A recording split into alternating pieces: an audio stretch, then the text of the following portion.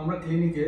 তো যেটা সমস্যা আমি দেখতে পাই, সকলের উদ্দেশ্যে বলছি, যে মেডিসিন ইন্ডিকেশন ঠিক করছে, একদম রাইট মেডিসিন, যে নলেজ আমাদের মধ্যে আছে, যে মেডিসিনটা সম্পর্কে যে নলেজটুকু আছে, ইন্ডিকেশন পেশেন্ট সেম ফিলিং দিচ্ছে, মেডিসিন দিচ্ছে, কিন্তু কাজ হচ্ছে না। অনেক ক্ষেত্রেই হয়, আপনারাও এটা স্বীকার করবেন যে আমাদের সাথেও এই ঘটনাটা ঘটে, যে আমাকে পেশেন্ট সেম ফিলিং দিল, সেম কথা বললো, এর আগেও এই ওষুধ দিয়ে মেডিসিন দিয়ে আমি রুগী সারিয়েছি, কিন্তু এই ক্ষেত্রে বা এই পার্টিকুলার কেসের ক্ষেত্রে আমার রোগীটা সারছে না। কেন সারছে না? ফলটা কোথায় হচ্ছে আমাদের?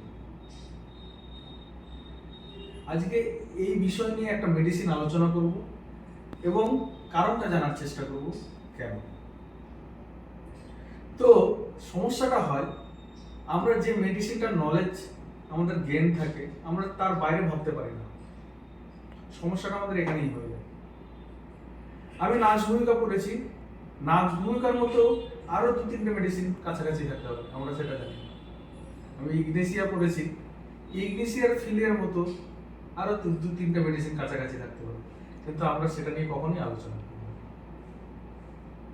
আমাদের সেই নলেজটুকু গেইন করতে হবে। আর আমার উদ্দেশ্য হচ্ছে ইউটিউবের মাধ্যমে আমার যা নলেজ আপনাদের সঙ্গে শেয়ার। ঠিক তেমনই এমন একটা ইনফার্টিলিটির কেস আপনাদের সঙ্গে আলোচনা করব।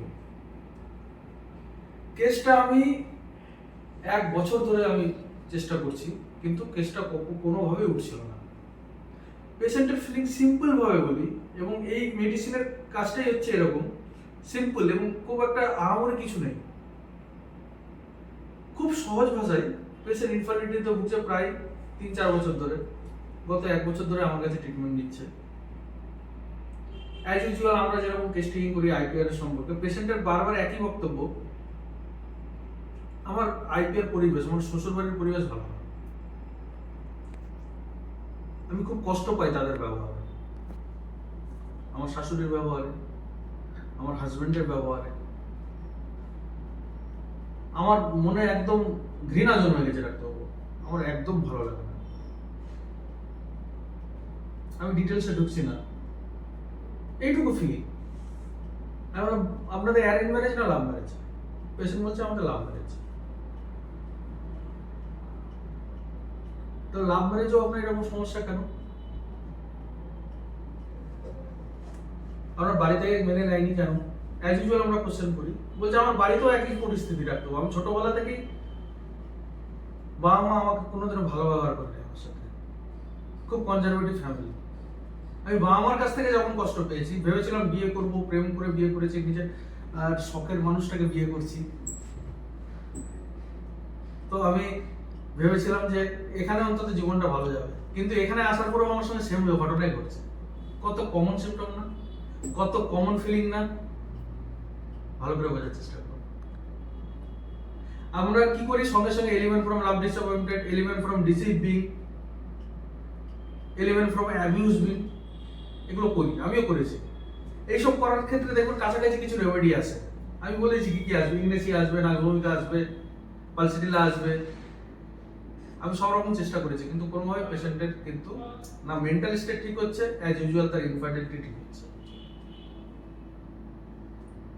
তো এই ধরনের পার্টিকুলার কেস, এই যে কেসটা, আমি বাপের বাড়িতে যেরকম অত্যাচারিত হয়েছি, অসুস্থতে থেকেছি, শ্বশুর বাড়িতে আসার পরেও আমার সঙ্গে সেম ঘটনাই ঘটছে। আমার জীবনটা কি এরকমই রয়ে যাবে ডাক্তারবাবু? জীবনে কি সুখ দেখতে পাবো না? What a beautiful case. কতজন এসে বলে বলুন, এগুলো কেস রেয়ার বলবে। আমরা যখন আইপিআর নিই, ফ্যামিলি হিস্ট্রি নিই, আমরা শ্বশুর বাড়িতে যদি কোনো ডিসপিউট পেয়ে যাই, আমরা সেখানেই থেকে যাই, তার বিয়ের আগের পরিস্থিতিটা আমরা জানার চেষ্টা করি না, তার বাপের বাড়িতে পরিস্থিতি কেমন ছিল। তো এই মেডিসিনটার পার্টিকুলার ফিলই হচ্ছে এটা, যে আগেও খারাপ ছিলাম, সেখান থেকে যে নতুন পরিবেশ এসেছি সেখানেও খারাপ আছে। This is the fantastic rubric we have. Delusion unfair to him that life is. জীবন আমার সঙ্গে যে পরীক্ষাটা দিচ্ছে, জীবন আমার সঙ্গে যে খেলাটা খেলছে, সেটা কোনোভাবেই মেনে নেওয়া যায় না। এর গতানুগতিক বাংলা মানে জীবন যে খেলাটা আমার সাথে খেলছে, এটাকে কোনোভাবেই মেনে নেওয়া যায় না।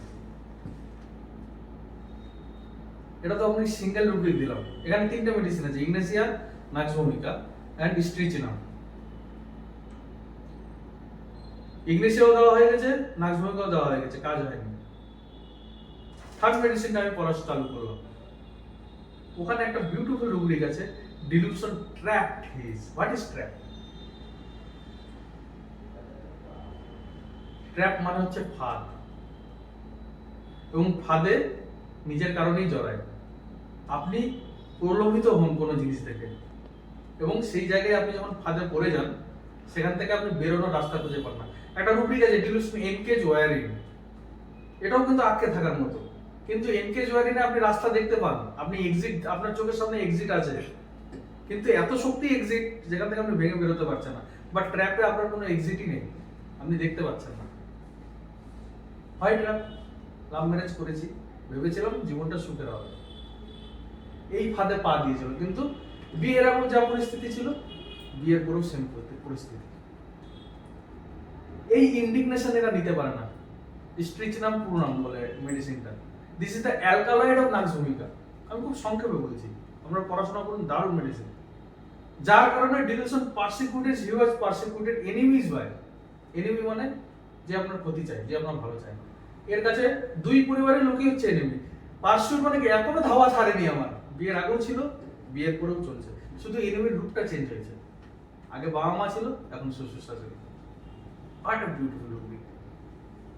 Delusion persecuted, he is persecuted by enemies.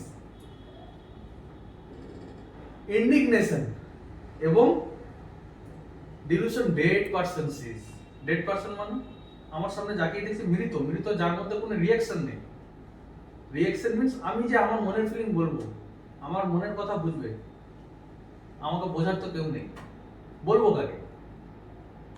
Husband হতে পারে, শ্বশুর শাশুড়ি হতে পারে, বাবা মা হতে পারে। না এখানে সুখ, না ওখানে সুখ। দ্যাটস ওয়াই সবসময় এরা এমবিটার হয়ে থাকে, চাইনার মতো। বললাম না, কিছু কিছু মেডিসিন একই রকম মনে হয়।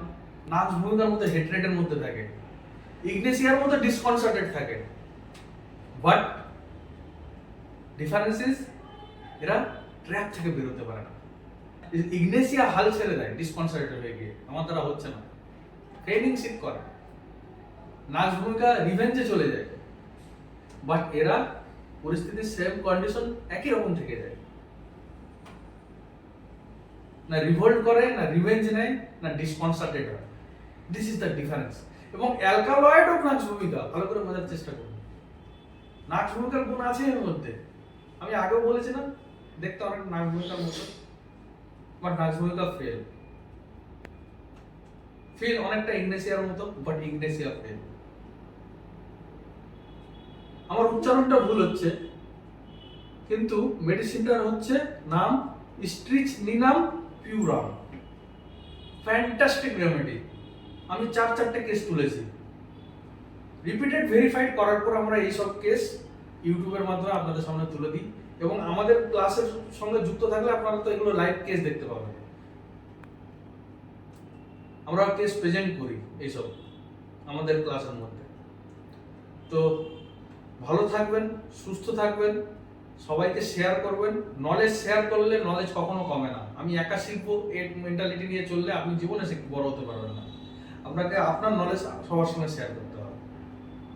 ভালো থাকবেন, সুস্থ থাকবেন, এবং বেশি বেশি করে শেয়ার করবেন। আপনারা যত আমাদেরকে এনথুসিয়াস করবেন, আমরা তত বেশি করে এই সব ভিডিও আপনাদের সঙ্গে তুলে আনবো, এইসব পড়াশোনা আপনাদের সঙ্গে শেয়ার করব।